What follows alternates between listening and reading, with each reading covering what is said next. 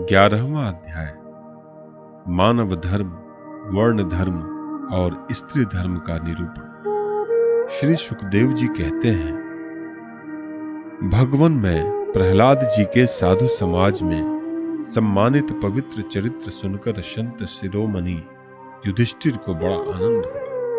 उन्होंने नारद जी से और भी पूछा। युधिष्ठिर जी ने कहा, भगवान, अब मैं वर्ण और आश्रमों के सदाचार के साथ मनुष्यों के सनातन धर्म का श्रवण करना चाहता हूँ, क्योंकि धर्म से ही मनुष्य को ज्ञान, भगवत प्रेम और साक्षात परम पुरुष भगवान की प्राप्ति होती है। आप स्वयं प्रजापति ब्रह्मा जी के पुत्र हैं और नारद जी आपकी तपस्या, योग एवं समाधि के कारण वे अपने दूसरे पुत्रों की अपेक्षा आपका अधिक सम्मान भी करते हैं। आपके समान नारायण परायण, दयालु, सदाचारी और शांत ब्राह्मण धर्म के गुप्त से गुप्त रहस्य को जैसा यथार्थ रूप से जानते हैं, दूसरे लोग वैसा नहीं जानते। नारद जी ने कहा, युधिष्ठिर, अजन्मा भगवान ही समस्त धर्मों के मूल कारण है। वही प्रभु चराचर जगत के कल्याण के लिए धर्म और दक्ष पुत्री मूर्ति के द्वारा अपने अंश से अवतीर्ण होकर बद्रिकाश्रम में तपस्या कर रहे हैं। उन नारायण भगवान को नमस्कार करके उन्हीं के मुख से सुने हुए सनातन धर्म का मैं वर्णन करता हूँ। युधिष्ठिर, सनातन धर्म का मैं वर्णन करता हूँ। सर्ववेद स्वरूप भगवान श्री हरि, उनका तत्व जानने वाले महर्षियों की स्मृतियां और जिससे आत्म ग्लानि न होकर आत्म प्रसाद की उपलब्धि हो, वह कर्म धर्म के मूल है। युधिष्ठिर, धर्म के ये 30 लक्षण शास्त्रों में कहे गए हैं। सत्य, दया, तपस्या, शौच, तितिक्षा, उचित अनुचित का विचार, मन का संयम, इंद्रियों का संयम, अहिंसा, ब्रह्मचर्य, त्याग, स्वाध्याय, सरलता, संतोष, समदर्शी महात्माओं की सेवा, धीरे धीरे सांसारिक भोगों की चेष्टा से निवृत्ति, मनुष्य के अभिमान पूर्ण प्रयत्नों का फल उल्टा ही होता है। ऐसा विचार, मौन, आत्मचिंतन, प्राणियों को अन्न आदि का यथायोग्य विभाजन, उनमें और विशेष करके मनुष्यों में अपने आत्मा तथा इष्ट देव का भाव, संतों के परम आश्रय भगवान श्री कृष्ण के नाम, गुण, लीला आदि का श्रवण, कीर्तन, स्मरण, उनकी सेवा, पूजा और नमस्कार, उनके प्रति दास्य, सख्य और आत्मसमर्पण, यह 30 प्रकार का आचरण सभी मनुष्य का परम धर्म है। इसके पालन से सर्वात्मा भगवान प्रसन्न होते हैं। धर्मराज, जिनके वंश में अखंड रूप से संस्कार होते आए हैं और जिन्हें ब्रह्मा जी ने संस्कार के योग्य स्वीकार किया है, उन्हें द्विज कहते हैं। जन्म और कर्म से शुद्ध द्विजों के लिए यज्ञ, अध्ययन, दान और ब्रह्मचर्य आदि आश्रमों के विशेष कर्मों का विधान है।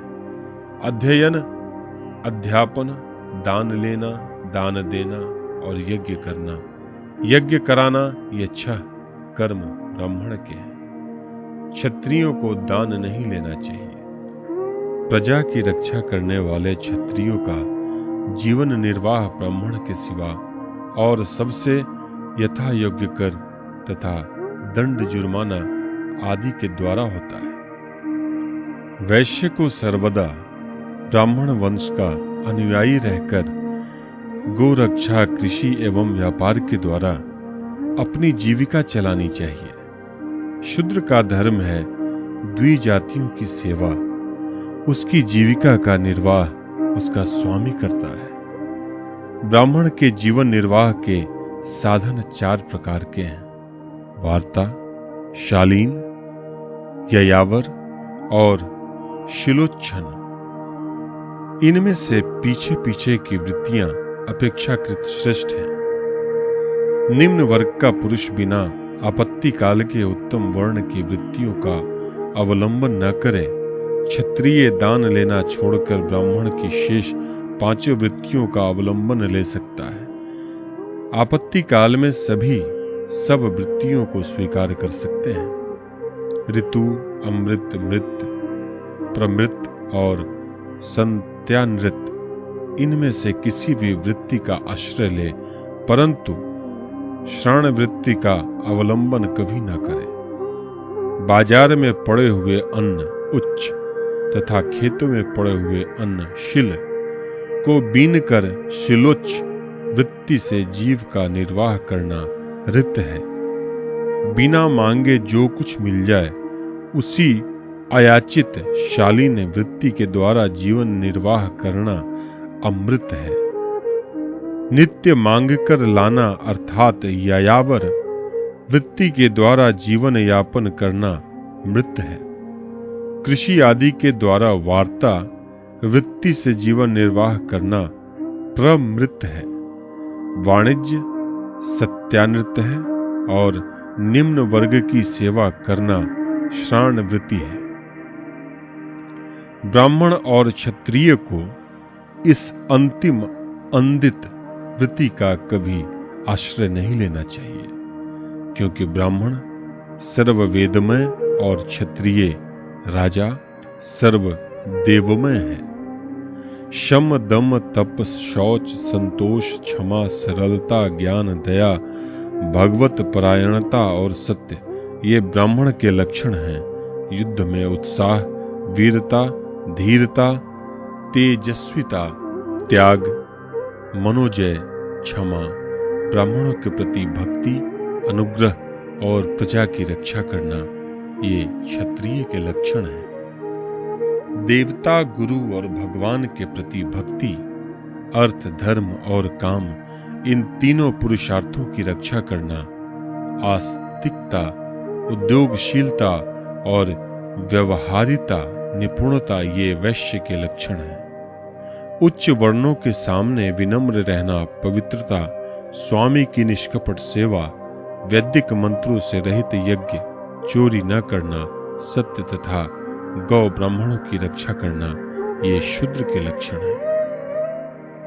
पति की सेवा करना, उनके अनुकूल रहना, पति के संबंधियों को प्रसन्न रखना और सर्वदा पति के नियमों की रक्षा करना, ये पति को ही ईश्वर मानने वाली पतिव्रता स्त्रियों के धर्म है। साध्वी स्त्री को चाहिए कि झाड़ने, बुहारने, लीपने तथा चौक पूरने आदि से घर को और मनोहर वस्त्राभूषणों से अपने शरीर को अलंकृत रखे, सामग्रियों को साफ सुथरी रखे, अपने पतिदेव की छोटी बड़ी इच्छाओं को समय के अनुसार पूर्ण करे, विनय, इंद्रिय संयम, सत्य एवं प्रिय वचनों से प्रेम पूर्वक पतिदेव की सेवा करे, जो कुछ मिल जाए उसी से संतुष्ट रहे, किसी भी वस्तु के लिए ललचाए नहीं।